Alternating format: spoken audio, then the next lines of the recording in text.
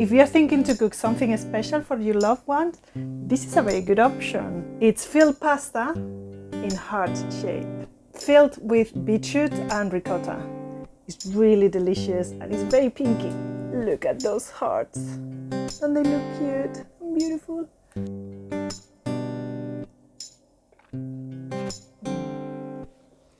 Pink in the outside and in the inside. First thing we need for this pink pasta is beetroot. We need 2 beetroots already cooked and then blitz it.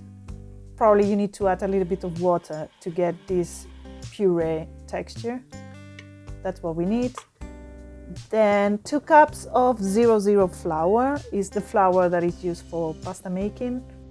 Just pour it on a clean surface, your kitchen counter or table, wherever you're going to be making your pasta. Add 1/4 cup of semolina, mix it together, and once it's mixed, make a little well on the middle and add 2 eggs, a little bit of salt, and whisk the eggs. Don't worry if the flour starts mixing, that's fine. Eventually everything's going to be mixed. A glop of olive oil and a little bit of vinegar and the beetroot puree. Mix it well.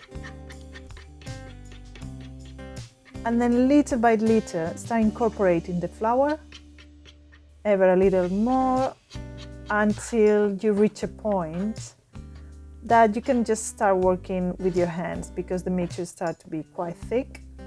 We need to knead the dough for about 10 minutes until we get a bouncy dough. The way to check is just pressing and it should bounce back easily. And yeah, now it has a nice bounce. Let's wrap it in cling film and let it rest in the fridge. Minimum half an hour, but the longer you leave it resting, the easier it's going to be working the pasta later on. So if you leave it overnight, even better. For the filling, I'm using more beetroot, but this time instead of blitz it in a puree, I'm just going to chop it with a knife because I want to find pieces of beetroot inside the pasta. But they cannot be too big, otherwise it will break the pasta. So just chop it finely, as I'm doing here. Also for the filling, a little bit of fresh dill, about like 2 branches. Roughly chopped, it doesn't have to be very thin. We mix the beetroot with half a cup of ricotta cheese, and the dill. Then we add the zest of 1 lemon and a pinch of salt and black pepper. Taste it to see if the seasoning is right. You can always correct it. Now it's time to work the dough. Just sprinkle some more flour on the surface that you're gonna use, and let's go with the dough. In fact, with these ingredients, you get quite a lot of dough. You can make a lot of pasta. I think I got about 40 hearts eventually. I don't have a pasta maker, so I'm gonna work this pasta with a rolling pin. First thing, we need to fold it like this, like an envelope, and stretch it.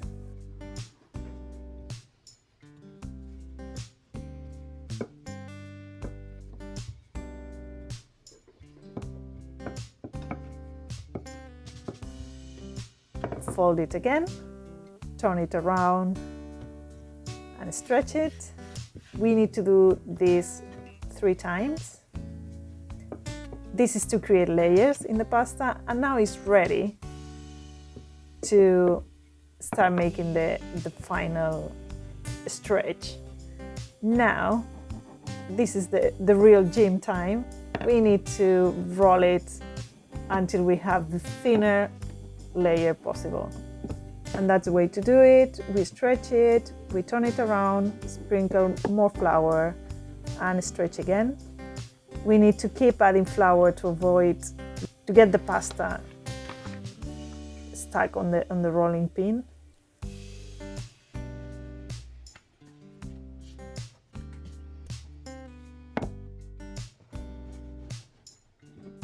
And now it's time to cut the pasta. I have these cute hard cutters.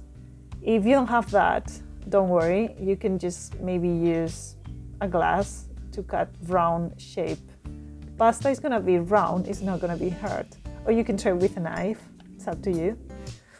Now I pair them in pairs because in one line I'm gonna add the filling, but the other line of hearts I'm gonna leave it empty because those ones would be the cover.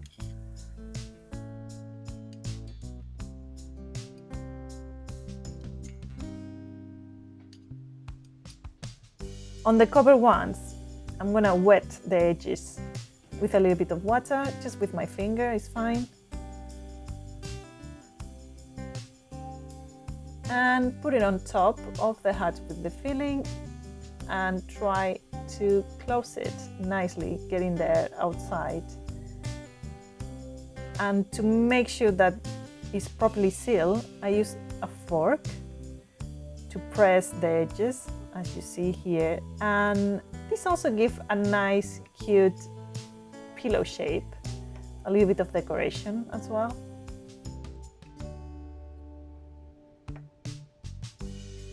And if the heart has lost its shape a little bit during the process, you can cut it again with the heart cutter to reshape it. And there it is. A cute, beautiful pasta heart. It's a ravioli, but with a pasta shape. Maybe Italians will call it tortellini, not sure. For the sauce, I'm gonna make just a simple butter sauce, but to add a little bit of flavor, I'm adding some fennel, some fresh fennel. I'm chopping like this in thin slices.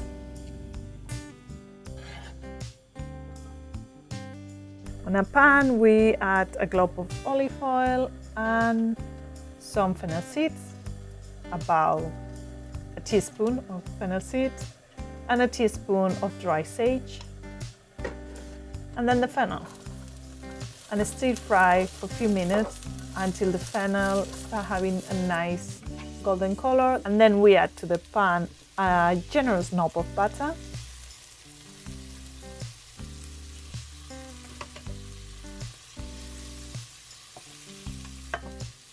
Also squeeze half a lemon in it. We need some lemon juice in this sauce to freshen up a little bit everything. To be honest, beetroot always needs a little bit of lemon or acidity because it's quite sweet.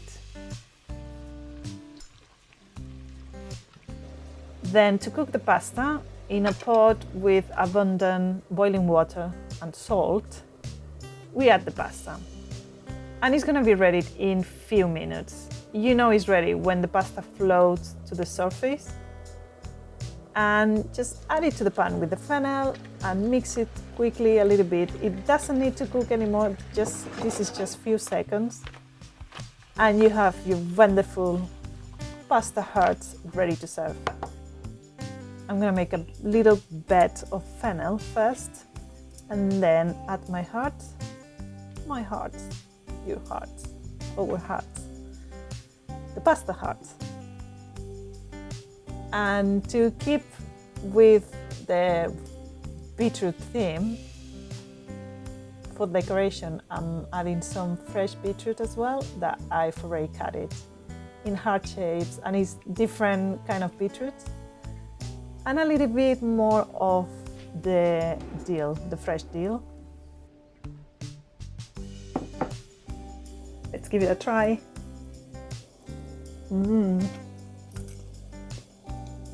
Oh yeah, so freaking good.